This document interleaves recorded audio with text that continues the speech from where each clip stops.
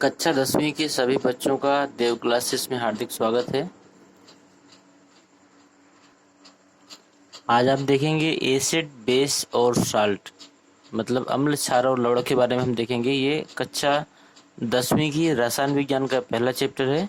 इसके अतिरिक्त इस अध्याय से 11वीं 12वीं में भी प्रश्न पूछे जाते हैं और जितने भी प्रतियोगी परीक्षाएं हैं उन सभी में इस अध्याय से प्रश्न जरूर बनते हैं। इसलिए हर विद्यार्थी इस वीडियो को पूरा देखे और इसमें सभी प्रश्नों को वन लाइनर किया गया है, इसलिए इन प्रश्नों से आप बहुत जल्द सीख सकते हैं और आसानी से सीख सकते हैं। तो अभी तक जितने भी लोगों ने वीडियो को सब्सक्राइब नहीं किया हो वो सब्सक्राइब कर दे और अपने सभी दोस्तों को शेयर भी कर दे। चलते हैं आज के कोर्स की तरफ।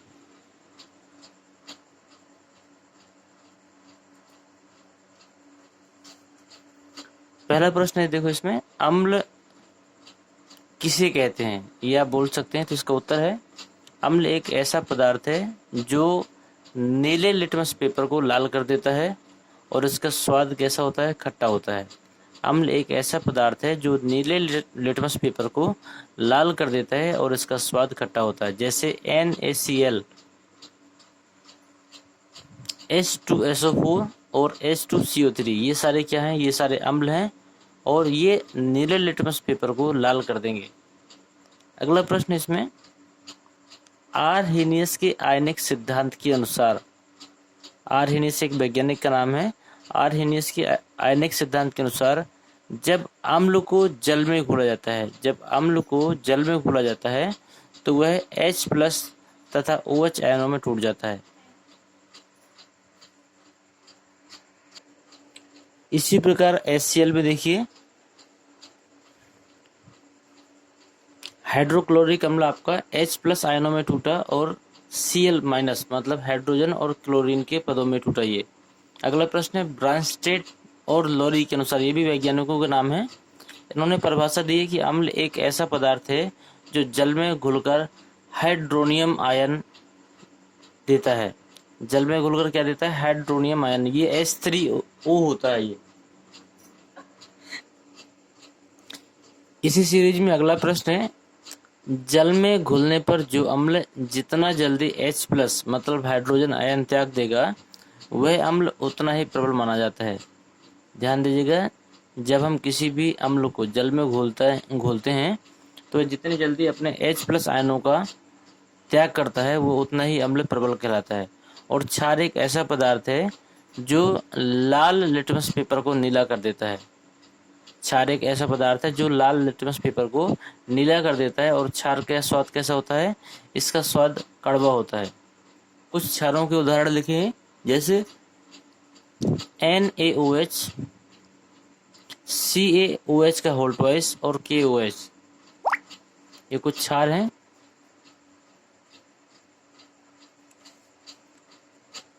क्षार जल में घुलकर सिर्फ OH- आयन ही देता है, हाइड्रोक्साइड आयन देता है।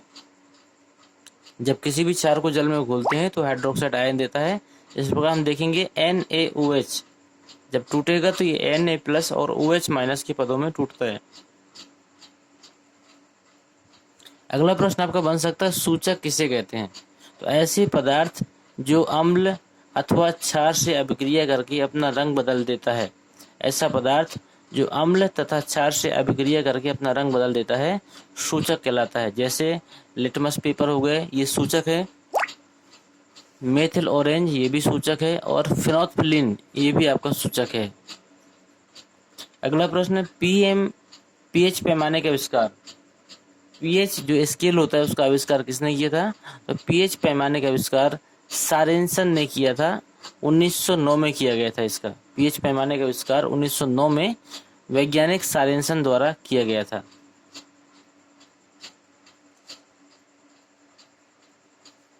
अगला प्रश्न है pH पैमाने का उपयोग किसी विलयन की अम्लता या क्षारकता के मापने के लिए किया जाता है। अगर प्रश्न यह आता है कि pH स्केल का उपयोग कहाँ होता है, तो pH स्केल या pH पैमाना दोनों एक ही हैं। इसका उपयोग किसी विलयन की अम्लता या क्षारकता के मापने के लिए किया जाता है। और pH पैमाने में आपके 0 से लेकर 14 तक के बिंदु होते हैं। pH पैमाने में 0 से लेकर 14 तक के बिंदु होते हैं। जितने भी अम्लीय विलयन होंगे उनका पीएच मान 7 से कम होता है। ध्यान दीजिएगा, 7 से कम है तो अम्लीय, 7 से अधिक है तो क्षारीय, और 7 होगा तो वो उदासीन होता है। अम्लीय की पहचान है, यदि पीएच का मान 7 से कम आ रहा है तो अम्लीय होगा, और 7 से अधिक आ रहा है तो क्षारीय होगा, और 7 आ रहा है तो उदासीन होता है। ये लिखा भी है, उदासीन विलयनों का पीएच मान 7 होता है, और पानी एक उदासीन विलयन है, इसलिए पानी का पीएच मान कितना होगा? पानी का पीएच मान 7 होता है। अगला प्रश्न इसी बन रहा है, यदि किसी विलयन में H+ आयनों की सांद्रता अधिक हो जाए। ध्यान दीजिएगा, जब H+ आयनों की सांद्रता बढ़ती है तो विलयन अम्लीय हो जाता है, और यदि OH- की संख्या बढ़ती है तो विलयन क्षारीय होता है। H+ बढ़ेगा तो अम्लीय, OH बढ़ेगा तो विलयन क्षारीय होता है। अगला प्रश्न है इसमें, यदि किसी विलयन में H+ तथा OH आयनों की सांद्रता बराबर हो जाए। ध्यान दीजिएगा, जब H+ और OH की सांद्रता बराबर हो जाती है तो वह विलयन आपका उदासीन हो जाता है। आपने पानी का टेस्ट देखा होता है, पानी ना तो आपका खट्टा होता है, कसैला होता है, और ना ही वो मीठा होता है। मतलब मीठे का मतलब अगर खट्टा होगा तो अम्लीय होगा, और क्षारीय होगा पानी तो वो क्षार के हिसाब से माना जाएगा। तो पानी हमारा स्वादहीन होता है, इसलिए हम इसको उदासीन कहते हैं। अगला, किसी विलयन में पीएच तथा पीओएच के मानों का कुल योग कितना होता है? 14 होता है। ये प्रश्न आपका सवालों के रूप में आ सकता है कि पीएच मान दिया होगा, आपसे पीओएच का मान पूछ लेगा, तो इसका होता है pH plus pOH equal to 14।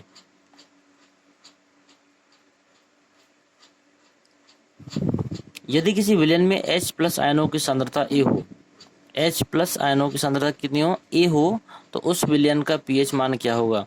यदि किसी विलयन में H+ आयनों की सांद्रता दी गई हो तो उससे आप रख सकते हैं पीएच का मान बराबर pH equal to -log 10A। यहाँ पर आयनों की सांद्रता A मान ली गई ना, एक ही जगह पर कोई संख्या हो सकती है, जैसे 10⁻6, 10⁻5, 10⁻3 या इस तरह के कुछ भी हो सकता है। तो pH का मान निकालने के लिए -log, ये जो 10 दिया गया है, 10 आपका बेस दिया गया है, इसे लिखा जाता है, लेकिन ये कहीं यूज नहीं होता है। अगला, यदि किसी विलयन में OH आयनों की सांद्रता B हो तो उस विलयन का POH क्या होगा? इसका भी सेम सूत्र हो जाएगा ऊपर की तरह, POH equal to -log 10B। अगला है, सार्वत्रिक एक प्रकार का सूचक है जो किसी पदार्थ का पीएच मान बदलने के साथ अपना रंग बदलता है। ये अति महत्वपूर्ण टेबल है, इसको आप लोग वीडियो को पॉज करके नोट डाउन जरूर करिएगा कि जिसका पीएच मान 0 होता है उसका रंग गहरा लाल होता है, जिसका पीएच मान 1 होता है उसका रंग लाल होता है, जिसका पीएच मान 2 होता है उसका भी रंग कैसा होता है? लाल होता है, जिसका पीएच मान 3 होता है उसका रंग नारंगी लाल होता है, जिसका पीएच मान 4 होता है उसका रंग होगा नारंगी होता है, जिसका पीएच मान 5 होता है वो नारंगी पीला मिक्स होता है। अगर 6 होगा तो हरा पीला होता है, और 7 होगा तो हरा होता है, 8 होगा तो हरा नीला होता है, 9 होगा तो नीला होता है, 10 होगा तो गहरा नीला होता है, 11 होगा तो गुलाबी होता है, 12 होगा तो भी गुलाबी होता है, और 13-14 में कैसा होता है? बैगनी होता है। ये आपके पूछे जा सकते हैं कि पीएच का मान यदि 4 है तो उसका बताइए रंग कैसा होगा, तो आपको बताना होगा नारंगी होगा। इस प्रकार इस टेबल को जरूर नोट डाउन करिएगा, बहुत ही महत्वपूर्ण टेबल है ये। अगला है अम्लों के गुण। अम्लों के गुण पूछे जा सकते हैं कि अम्लों का स्वाद कैसा होता है? खट्टा होता है, ये क्षार के साथ क्रिया करके लवण व जल बनाता है। जो अम्ल होता है वो क्षार के साथ क्रिया करके लवण और जल बनाता है। ये जो अम्ल होता है ये जल में घुलने के बाद में H+ मतलब हाइड्रोजन आयन देता है। अम्ल जल में घुलकर H+ आयन देता है, और यह धातुओं से क्रिया करके लवण बनाता है तथा H2 गैस भी बाहर निकलती है, हाइड्रोजन गैस भी बाहर निकलती है। एक इसका समीकरण भी दिया गया है, आप इसको देखिए, 2Fe + 6HCl। ये संतुलित करने के लिए इसमें 2 और 6 लगाए गए हैं। इसको जब हम लोग क्रिया कराएंगे तो ये बन जाएगा 2FeCl3 प्लस 3H2। 3H2 का मतलब जो ये गैस के 3 अणु थे ये बाहर निकल चुके हैं। अगला है धातु ऑक्साइड से क्रिया करके लवण बनाता है। जो धातु ऑक्साइड से क्रिया करके लवण बनाता है कौन? अम्ल। तथा जल बाहर निकलता है। इसका भी समीकरण दिया गया FeO plus H2SO4 equal to FeSO4 plus H2O। अगला देखते हैं, क्षारों के गुण दिए गए हैं। क्षारों का स्वाद आपका कड़वा होता है। यह अम्ल के साथ क्रिया करके लवण और जल बनाते हैं और ये जल में घुलकर हाइड्रोक्साइड आयन देते हैं OH-। अधातु ऑक्साइड से क्रिया करके लवण और जल बनाता है। अधातु ऑक्साइड से क्रिया करके लवण और जल बनाता है।